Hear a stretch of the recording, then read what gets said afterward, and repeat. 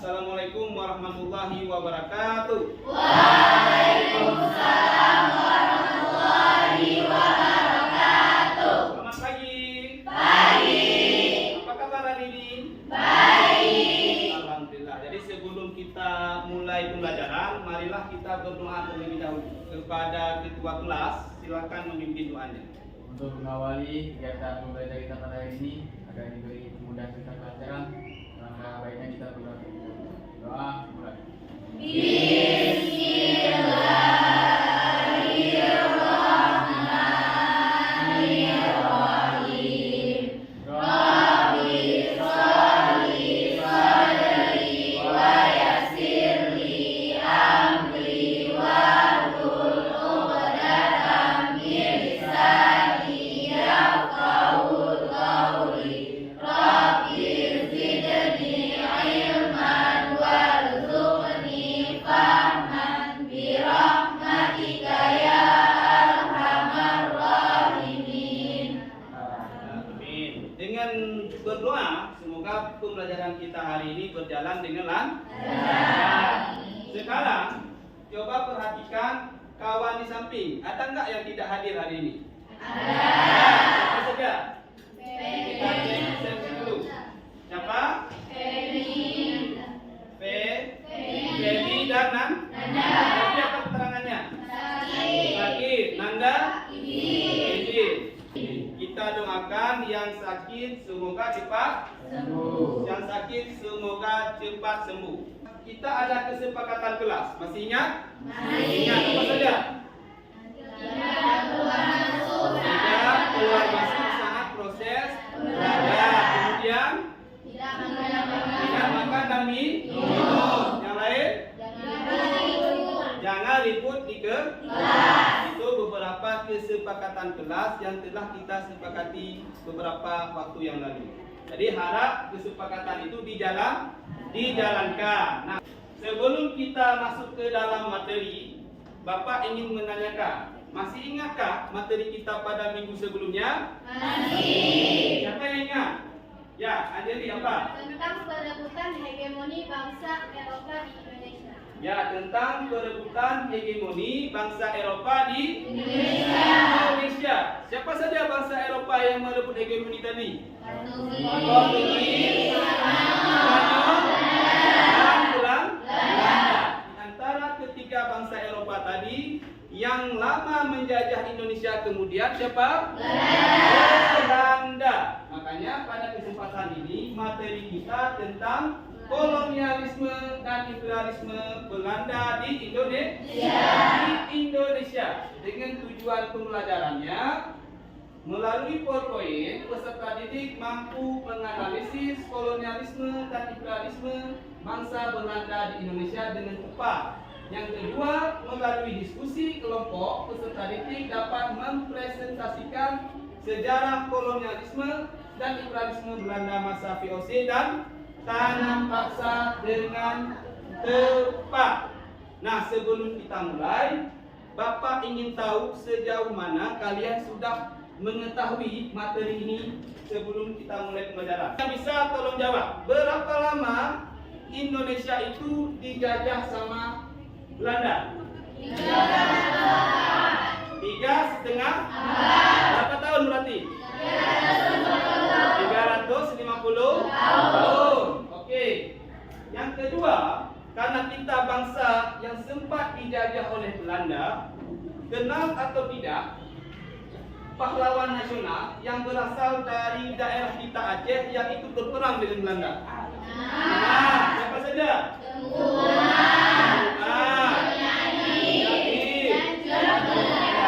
Tuku Umar, Cut Nyahdin, dan beberapa pahlawan nasional lainnya. Banyak yang ikut terlibat berperang dengan Belanda. Oke, untuk memperdalam pemahaman kita, marilah sama-sama kita saksikan video berikut ini. Mohon diperhatikan dengan seksama.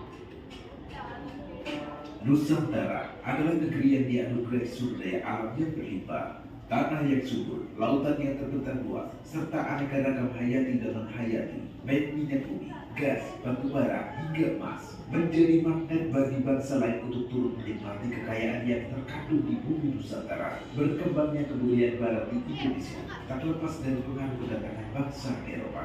Bangsa Eropa yang terakhir sampai di Nusantara adalah Video ini berarti Belanda itu menjajah kita dari tahun 1595 sampai 1942 selama 3,5 abad. Jadi ada beberapa pertanyaan yang ingin Bapak tanyakan kepada kalian. Nanti yang bisa jawab tolong angkat tangan. Pertama, mengapa kita Indonesia itu bisa dijajah sampai 3,5 abad? Siapa bisa jawab? Ya, Balkis. Karena Silakan. bangsa kita saat itu udah diadu domba dan saat itu juga Indonesia juga nomor satu. Ya, jawabannya sangat tepat. Salah satu faktor kenapa bangsa kita mudah dijajah karena bangsa kita bisa diadu domba oleh Belanda. Yang kedua, bagaimana perlawanan bangsa Indonesia terhadap kolonialisme Belanda? Siapa bisa jawab? Ya, Sakinah. Yang terakhir, jika kita melihat fenomena penjajahan yang dilakukan oleh Belanda dahulu, apakah sekarang masih ada penjajahan serupa atas satu negara terhadap negara lain? Siapa bisa jawab? Ya, Iza, silakan. Ada Pak, contohnya pada saat ini Palestina dijajah oleh Israel. Ya, contoh paling dekat, jawabannya sangat benar. Contoh paling dekat yaitu penjajahan yang dilakukan oleh Israel terhadap Palestina. Baik, sekarang kita masuk ke dalam materi. Materi kita hari ini, seperti Bapak bilang sebelumnya, tentang kolonialisme dan imperialisme bangsa Belanda terhadap Indonesia. Kolonialisme adalah paham tentang penguasaan suatu negara atau daerah atas negara lain dengan maksud untuk memperluas negara tersebut. Sedangkan imperialisme yaitu sistem politik yang bertujuan menjajah negara lain untuk mendapatkan kekuasaan dan keuntungan yang besar. Belanda menerapkan kedua paham tersebut, baik kolonialisme maupun imperialisme. Selama 3,5 abad Belanda menjajah, dia melakukan beberapa kebijakan. Penjajahan dimulai dilakukan dengan pembentukan sebuah perusahaan yang sering disebut Frederick Ost Indies Company atau VOC yang berdiri pada tahun 1600. Apa itu VOC? Kongsi Dagang Belanda. VOC ini adalah Kongsi Dagang Belanda atau perserikatan yang terdiri dari para pedagang Belanda. Tujuannya agar para pedagang Belanda itu tidak bersaing. Selain itu untuk memperkuat posisi Belanda di atas pedagang-pedagang dari negara lain di Nusantara. Yang tujuan terakhir untuk melakukan monopoli perdagangan rempah-rempah di Nusantara atau Indonesia. Setelah VOC bubar, penjajahan Belanda dilanjutkan langsung oleh kerajaan Belanda dengan menerapkan kebijakan tanam paksa dan pintu terbuka. Tanam paksa itu berlangsung dari 1830 sampai 1870. Apa itu tanam paksa? Sistem yang mengharuskan rakyat Indonesia melaksanakan proyek penanaman tanaman ekspor yang diperintahkan Belanda. Apa contoh tanamannya? Kopi, tebu, teh, tembakau, dan minyak. Tanaman-tanaman ini kemudian dijual ke luar Nusantara oleh orang Eropa. Pembelajaran kali ini kita lakukan dalam diskusi kelompok. Ada 4 kelompok. Setiap 2 kelompok membahas satu topik. Kelompok 1 dan 2 membahas tentang VOC. Kelompok 3 dan 4 membahas tentang tanam paksa. Nanti hasil kelompoknya akan kita presentasikan. setiap topik diwakili oleh satu kelompok. Yang tidak tampil nanti akan bertanya. Nah, untuk mempersingkat waktu, sekarang silakan mulai diskusi kerjakan LKPD yang telah Bapak bagikan tadi. Silakan.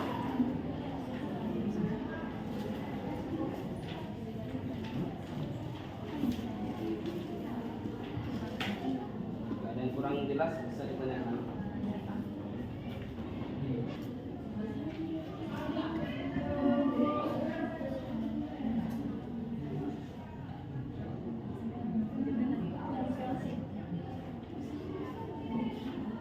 Silakan dikerjakan terus.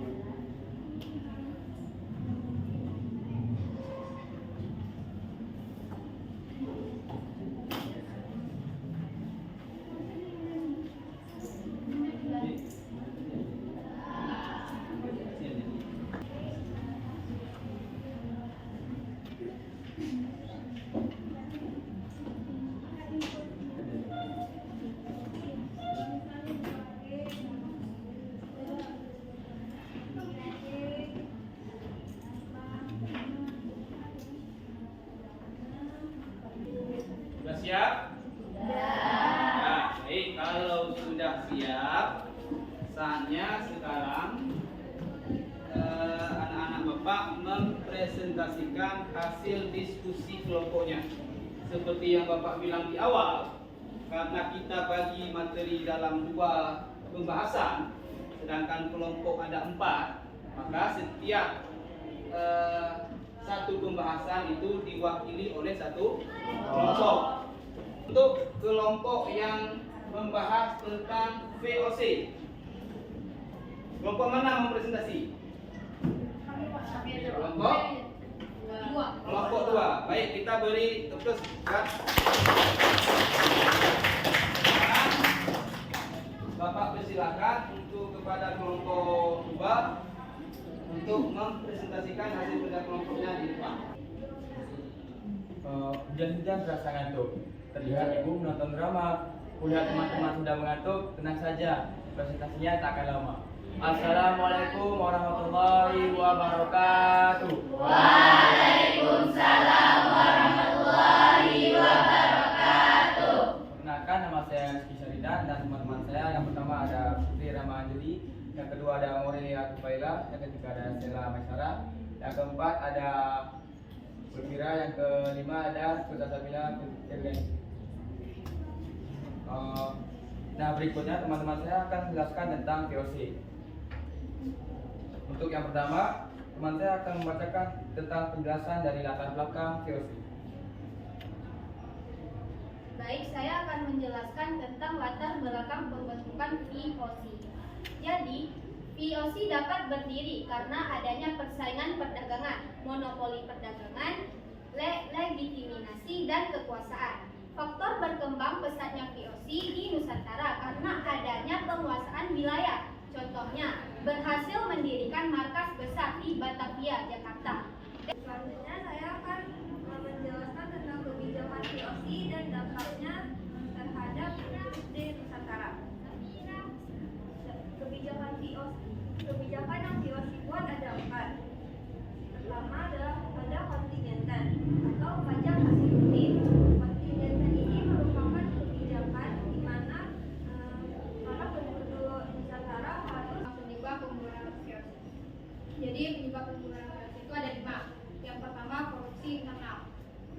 menurutku ada banyaknya pejabat dari VOC terlibat korupsi sehingga menyebabkan kerugian besar.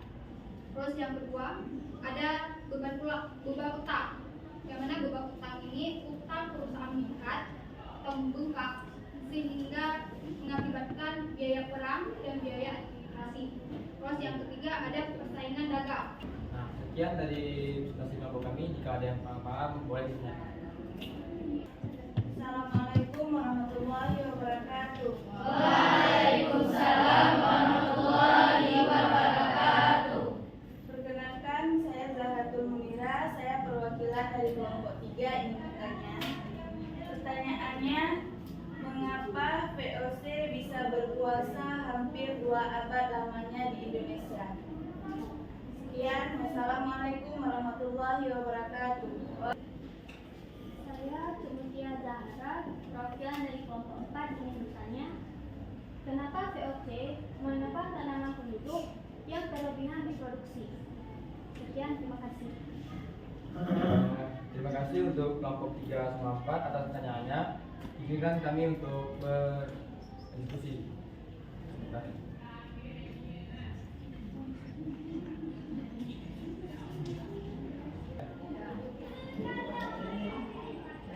Saya akan menjawab pertanyaan dari Zahratul Munira. Soalnya tadi mengapa?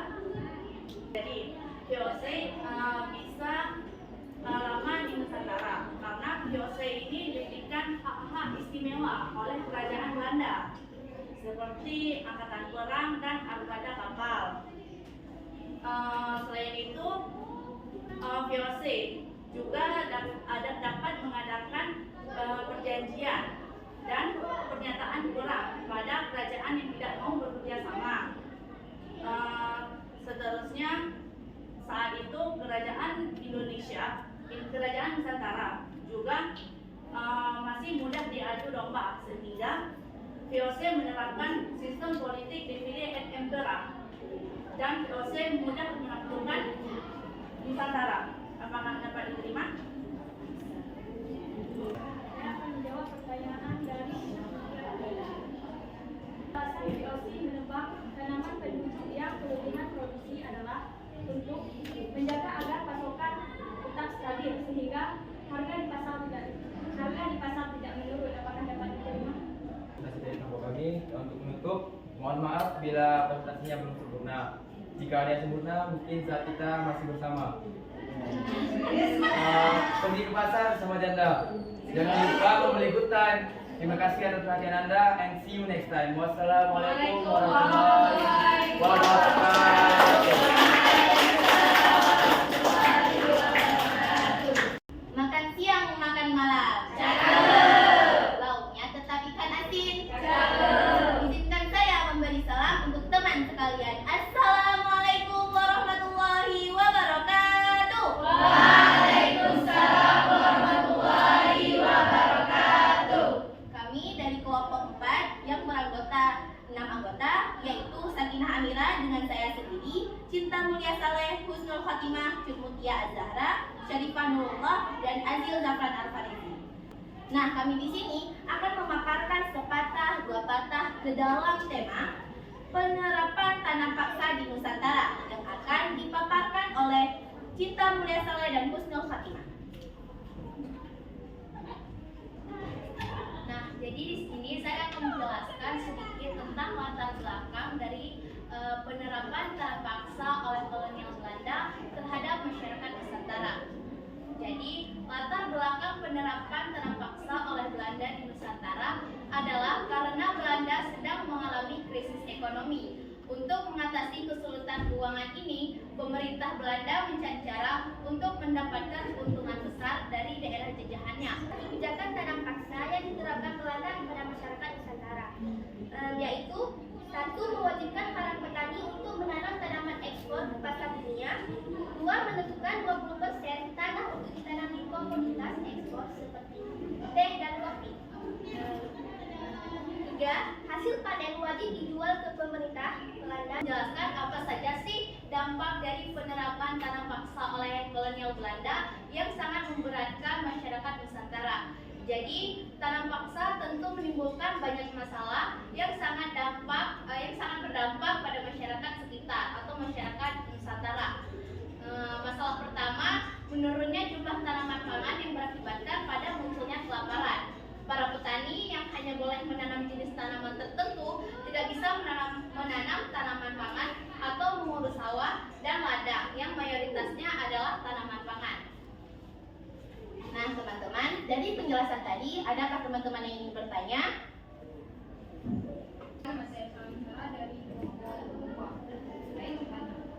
Apa dampak ekonomi dari sistem tanam paksa terhadap rakyat Indonesia pada saat ini? Terima kasih. Selanjutnya ada Perkenalkan, nama saya Salsabila, saya perwakilan dari kelompok 1. Saya ingin bertanya, apa saja jenis tanaman ekspor yang ditanam pada masa itu dan kenapa mereka memilih tanaman tersebut? Terima kasih kepada Salsabila. Teman-teman, sebelum kami menjawab, izinkan kami untuk berdiskusi terlebih dahulu. Pertanyaan dari Sheila Maisara, perwakilan kelompok 2. Pertanyaannya adalah, apa dampak ekonomi dari sistem tanam paksa terhadap rakyat Indonesia pada saat itu? Sistem tanam paksa ini tentunya sangat berdampak bagi masyarakat Indonesia. Karena apa? Karena mereka harus menyerahkan sebagian besar hasil tanaman ekspor kepada pemerintah Belanda tanpa mendapatkan hasil yang layak atau setimpal gitu. Jadi hal ini membuat kelaparan dan kemiskinan merajalela di kalangan masyarakat Indonesia pada saat itu. Terus diterima. Selanjutnya, teman saya akan menjawab dari kelompok 1. Baiklah, saya akan menjawab pertanyaan dari kelompok 1. Pertanyaannya adalah apa saja jenis tanaman ekspor yang ditanam pada masa itu dan kenapa mereka memilih tanaman tersebut. Jadi, tanaman ekspor yang ditanam secara paksa itu meliputi tebu, tembakau, dan gula, dan juga kopi. Jadi, alasan mereka memilih tanaman ini itu karena tanaman ini memiliki permintaan yang tinggi di Eropa dan juga bisa menghasilkan pendapatan yang tinggi bagi bangsa Belanda. Apakah bisa diterima? Hidup kesekian tanpa terkasih. Hidup sekian dan terima kasih. Wassalamualaikum warahmatullahi wabarakatuh.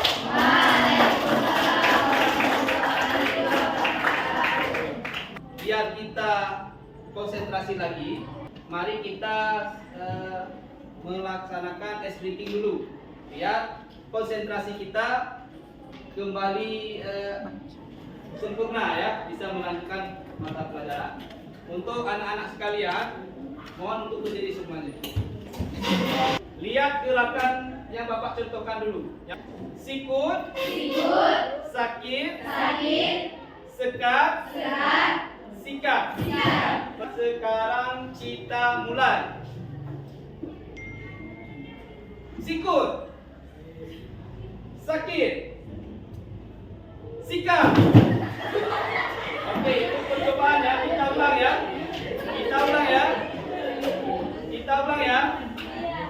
Pelan-pelan, jangan sampai tangan terluka.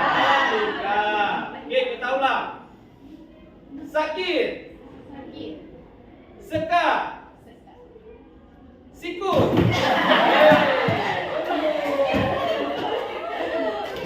Belum, kita ulang lagi ya. Oke.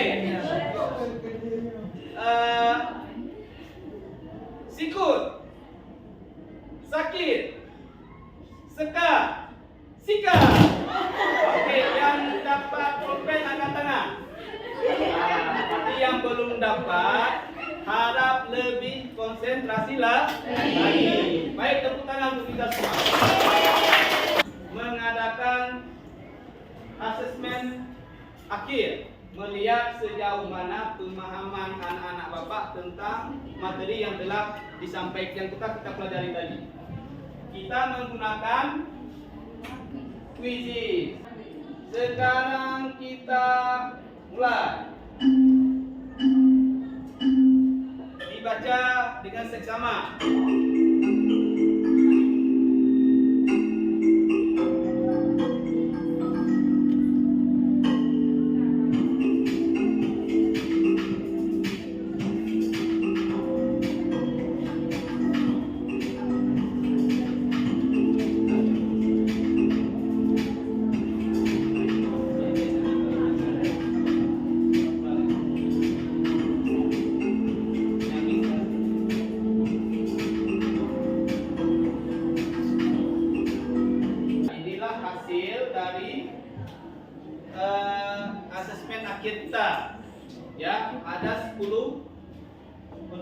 yang Bapak berikan, 5 pertanyaan tentang VOC dan 5 lagi tentang di antara semua siswa Bapak, kita bisa melihat 3 teratas itu ada Syarifah Nurullah, Zahratul Munira dan Maurelia Rufaila. Jadi ketiga ini masuk ke dalam tahap pengayaan.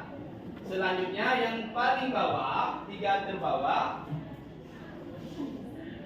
anak Bapak yang 3 terbawah, Izam Zayana, Salsabila dan Jud Aja Hayatul Jannah, ini masuk ke dalam tahap remedial. Jadi anak-anak Bapak yang nilainya masih di bawah, jangan berkecil hati. Ada tahap remedial dan kita kembangkan pemahamannya lebih dalam lagi. Kemudian yang di tengah-tengah tadi itu masuk ke mana? Tahap aman, sudah mencapai KKTT. Bahwasanya Indonesia itu dalam sejarah dijajah Belanda selama 3,5 abad. Walaupun tidak semua wilayah itu dijajah selama 350 tahun, karena ada beberapa wilayah yang saat penerapan VOC misalnya itu masih ada yang berdaulat di bawah kerajaannya masing-masing. Jadi selama dijajah Belanda itu kita Belanda menerapkan beberapa kebijakan seperti Bapak bilang tadi. Ada yang pertama, mereka menjajah menggunakan perusahaan kongsi dagang Belanda atau disingkat dengan VOC. VOC itu memiliki 3 tujuan kenapa didirikan. Yang pertama, untuk menghindari persaingan tidak sehat sesama pedagang Belanda. Yang kedua, untuk memperkuat posisi Belanda di Nusantara. Apa pesan yang dapat kita ambil dari pembelajaran ini? Ada yang bisa? Kita harus tetap menjaga persatuan. Jika tanpa persatuan, maka dengan mudah diadu domba oleh bangsa lain. Ya kan? Ya. Kita juga harus menjaga semangat nasionalisme. Apa semangat nasionalisme? Cinta tanah air. Apakah pembelajaran hari ini menyenangkan untuk anak-anak Bapak? Alhamdulillah. Apakah pembelajaran hari ini bisa anak Bapak serap semua? Bisa. Jadi kita berharap dengan pembelajaran hari ini bisa menambah wawasan kita tentang penjajahan yang terjadi di dunia. Ada pertanyaan? Nah, kalau tidak ada, sebelum kita tutup pembelajaran kita hari ini, marilah kita berdoa. Silakan ketua kelas memimpin doanya. Untuk mengakhiri pembelajaran kita pada hari ini, doa mulai.